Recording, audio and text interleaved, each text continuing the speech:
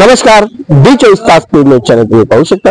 आज धुळे येथे भूखंडाच्या संदर्भात आकाश भाऊ व भाजपचे काही कार्यकर्त्यांच्या माध्यमातून या ठिकाणी निवेदन देण्यात आले।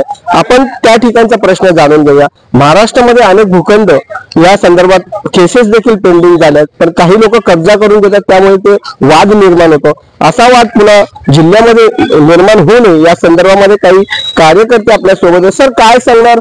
आज तुम्ही या ठिकाणी जिल्हाधिकारी यांना निवेदन देण्या संदर्भात आले, विषय काय?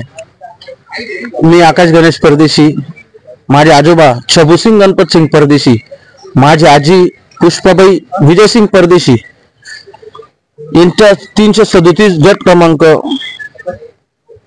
दत्ता फॅक्टरी यांना विकलेली असं ते म्हणतायत, पण ही फेरफार झालेली अधिकाऱ्यांच्या मार्फत।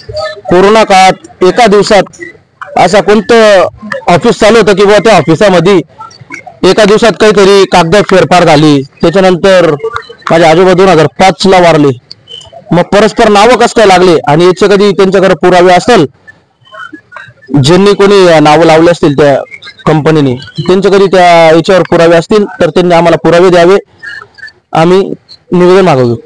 पण विषय असा आहे की आपण म्हणतात कोरोना काळामध्ये हा विषय झाला असेल, परंतु आपल्याकडे त्याचे जे सखोल डॉक्युमेंट्स वगैरे आहे का, कागदपत्र आहे का, डळपत्र आहे का, त्या संदर्भामध्ये आपण न्यायालयामध्ये देखील गेले असतात, पण का असा विषय का चिघळण्यात आला, काय कारण? आम्ही आमच्याकडे कागद पुरावे पूर्ण आहे, त्यावरच आम्ही निवेदन देतोय। आणि त्यांच्याकडे कधी पुरावे असतील तर त्यांनी आम्हाला सादर करावे, त्यांच्याकडे कधी खरेदी खत असेल तर त्यांनी आम्हाला सादर करावे। मी प्रत्येक विभागात सब रजिस्टर ऑफिस, कलेक्टर ऑफिस, जिथे खरेदी होती सिटी सर्वे ऑफिसला, सर्वीकडे मी माझा अर्ज दिलेला आहे, तिथे त्यांनी पुरावे मला द्यावे। पुरावे दिले तर आम्ही माघार घेऊ। सर, आपली काय भूमिका असेल याच्या पुढची? सदर लोकांनी कधी नावं लावण्यात आले असेल तर कलेक्टर साहेबांना एकच विनंती करतो की त्यांच्यावर गुन्हे दाखल व्हावे।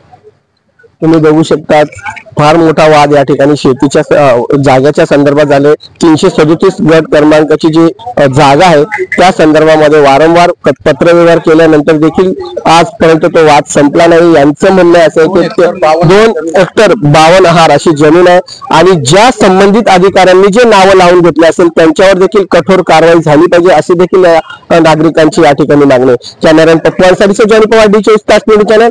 जय हिंद, जय महाराष्ट्र।